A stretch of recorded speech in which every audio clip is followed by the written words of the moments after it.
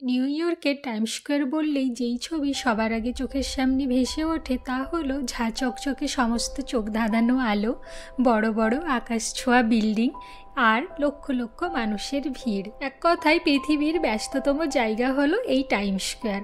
আর এই টাইম স্কোয়ারেই অনুষ্ঠিত হলো বাঙালির শ্রেষ্ঠ উৎসব দুর্গোৎসব। ইউএসএ বেঙ্গলি গ্রুপের উদ্যোগে এই বছর প্রথম দুর্গাপুজোর আয়োজন করা হয়েছিল।